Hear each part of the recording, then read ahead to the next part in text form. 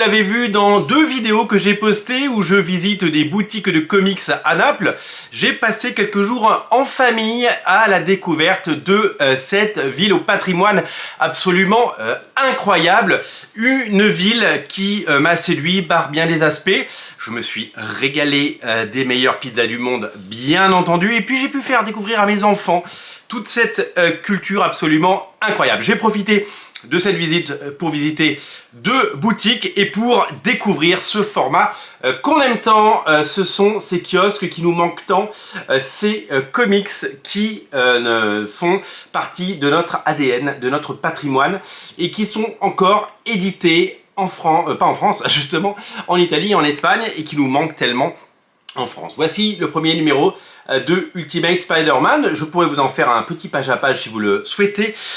Il s'agit du premier numéro avec l'intégralité du premier épisode. Ça coûte 5 €, comme vous pouvez peut-être le voir à l'image. La couverture est vernie, elle est semi-rigide et le papier est de meilleure qualité que la version originale. Magnifique bouquin qui propose notamment les variantes cover. Voilà, des publicités également pour d'autres parutions de Panini Italie et qui nous permet de découvrir pour 5 €, ce qui est le prix de la version originale, le premier numéro, bien avant la France. C'est sorti, vous le savez, en décembre aux États-Unis, ou janvier, c'est sorti en janvier aux États-Unis, c'est sorti fin mars en Italie, ça sort début mai. En Espagne, ce sera à peu près le même format. Je crois qu'en Espagne, ça va coûter 2,50 €. Il y aura un prix spécial pour le numéro 1, comme ils le font régulièrement. Et pourquoi avons-nous en France du mal à avoir ce type de format? Pourquoi ce type de format n'existe pas ou plus? Et pourquoi ça existe en Italie et en Espagne? Eh bien, c'est la question qu'on est en droit de se poser puisque c'est le même éditeur, c'est Panini. Alors, c'est hyper compliqué en France de faire ça. D'abord, notre réseau de distribution a explosé en vol. Quand j'étais enfant, quand j'étais adolescent, quand j'étais un jeune adulte, il y avait des magasins de journaux absolument à chaque coin de rue. Souvenez-vous, il y avait des kiosques, il y avait des maisons de la presse, il y en avait absolument partout. Aujourd'hui, ils ont tous disparu, les gens n'achètent plus de journaux, donc le réseau a explosé en vol.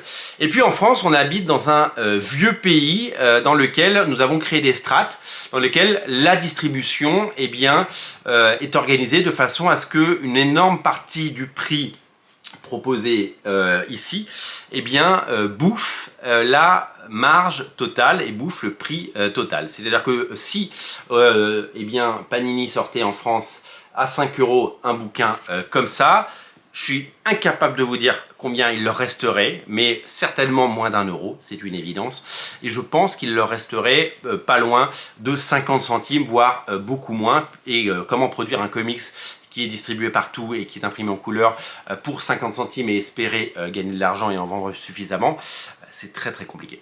Très compliqué. C'est très difficile en France. Le marché de la distribution, tous ceux qui connaissent, qui ont un pied ou qui ont lu un article sur ce marché de la distribution de la presse, savent que c'est impossible de proposer des comics à petit prix. C'est pour ça que les comics que vous trouvez chez Relais, que ce soit les Donofix et compagnie ou Marvel Comics, coûtent 16 € parce que 16 € ça permet en valeur d'avoir suffisamment de marge, d'avoir quelques euros pour pouvoir payer son imprimeur et les droits évidemment à la maison mère. Et c'est pour ça que on fleurit depuis toutes ces années tous ces MOOC, vous savez, ces gros pavés comme Comic Box par exemple. Comic Box, c'est un bouquin qui coûte 27, 28 € maintenant. C'est des bouquins qui coûtent cher. Alors oui, il y a 200, 300 pages de lecture, oui, il y a un énorme travail éditorial, il y a un énorme travail rédactionnel, mais c'est des bouquins qui sont obligés d'être vendus super cher et c'est impossible de les vendre moins et c'est impossible de vouloir espérer pouvoir les toucher beaucoup moins cher. Alors là vous allez me dire, mais à une époque ces kiosques on les recevait, les Titans, les Strange, les Spécial Strange, on s'abonnait, non seulement on payait qu'11 numéros pour 12 mois, mais en plus on les recevait, on payait pas un supplément. Mais je sais pas si vous avez remarqué, quand vous allez à la poste aujourd'hui pour poster le moindre colis pour quelqu'un parce que vous avez quelque chose à lui envoyer, un cadeau à lui faire, c'est devenu impossible, même en tarif lettre. Les prix sont devenus complètement fous, complètement dingues. Donc les prix ont explosé. Donc c'est impossible de mettre sur le marché en France ces comics. Alors je ne connais pas la teneur du marché, je ne sais pas comment est façonner la distribution en Italie ou en Espagne, mais il y a forcément moins d'intermédiaires. Pour arriver à proposer des bouquins à 5 € et que ça reste viable, eh bien c'est qu'il y a tout simplement moins d'intermédiaires et que Panini Italie et Panini Espagne arrivent à récupérer suffisamment d'argent sur les 5 € proposés pour pouvoir proposer le titre, c'est une évidence. Alors, ce qu'il faut comprendre aussi, c'est que je parlais du fait que le marché c'est complètement le marché, le réseau de distribution a explosé en vol, puisqu'on a beaucoup moins de maisons de la presse et beaucoup moins de marchands de journaux et de kiosques que quand on était enfant. Il n'y a qu'à voir à Paris, je prends l'exemple. À Paris, il y a énormément de kiosques. À une époque, les kiosques, il y avait énormément de choix, il y avait énormément de volume, énormément de magazines. Aujourd'hui, vous allez dans un kiosque à Paris, vous avez un mur avec de la presse et le reste, c'est des tours Eiffel, des boules à neige, des t-shirts avec des objets souvenirs, des objets Jeux Olympiques 2024. Paris 2024, il y a des cadeaux, il y a du gift, il y a des mugs, mais le rayon presse, c'est juste un tiers de la superficie. Il y en a certains même qui font relais colis dans Paris parce que ils gagnent plus d'argent à faire relais colis que vendre de la presse. Donc le marché, il a explosé. En revanche, en Italie, il y a des kiosques à chaque coin de rue. Il y a des kiosques à chaque coin de rue.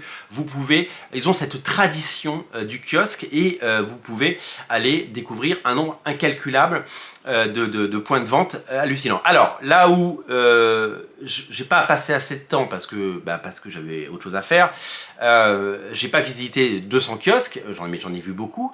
J'ai pas vu Ultimate Spider-Man en kiosque. J'ai vu beaucoup de choses, du Lego avec des figurines Marvel et des choses comme ça j'en ai vu, mais je n'ai pas vu celui-là. Il doit être forcément dans les kiosques, mais je ne peux pas vous dire je l'ai vu et je l'ai acheté là-bas parce que ce n'est pas vrai. J'attends toujours de le voir. Peut-être que je retournerai prochainement un jour en Italie, c'est pas prévu, mais en tout cas je suis ravi de l'avoir fait. Pareil.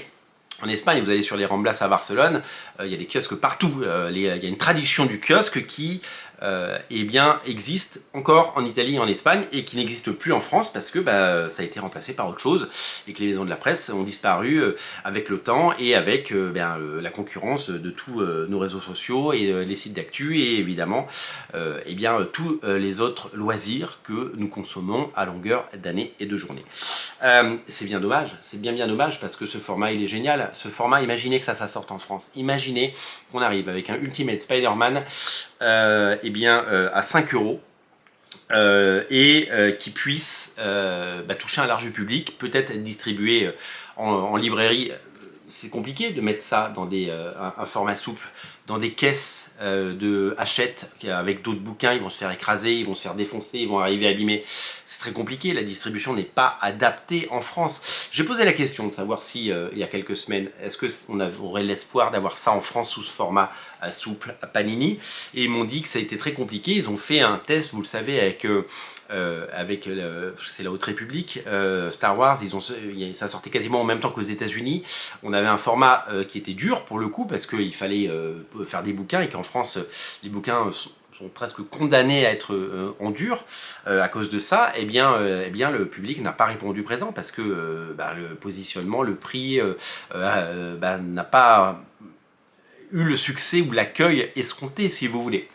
Donc c'est très très compliqué. Donc ça je l'ai trouvé chez Fumetti Gadget. Si vous avez vu mon premier Suivez-moi posté il y a maintenant 48 heures.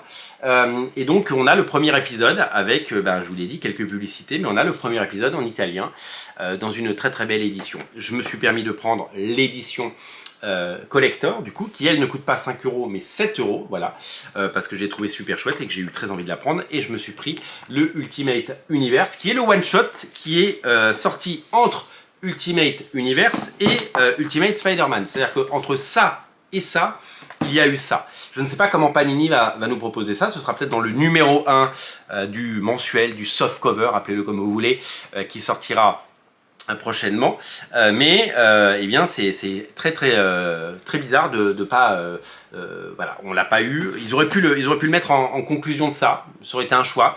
On l'aura certainement de toute façon parce qu'il faut avoir lu ça. Pour la couverture, c'est Brian Hitch. L'intérieur, c'est Stefano Caselli, excellent dessinateur Stefano Caselli. Beaucoup d'Italiens qui ont travaillé sur Ultimate, l'univers Ultimate, puisque c'est Marco Checchetto qui travaille là-dessus. Donc voilà, donc c'est un format magnifique, c'est un format génial. Je vous ferai un page à page et je vous ferai un comparatif avec l'édition américaine. Moi, je trouve ça bien supérieur à l'édition américaine.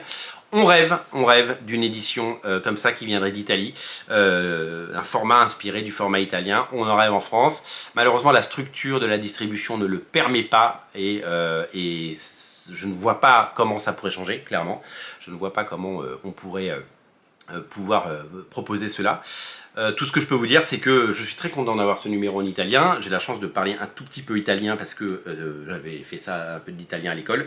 Et du coup, j'ai pris un vrai plaisir à redécouvrir tout ça et ce très très beau format que je suis ravi de partager avec vous aujourd'hui. Merci de regarder cette vidéo et je vous invite évidemment à découvrir mon projet Le Panthéon en descriptif de la vidéo, de le soutenir et d'en faire le plus grand succès qui soit parce que c'est un véritable projet dans lequel je mets tout mon cœur et vraiment je vous invite à le découvrir. Salut!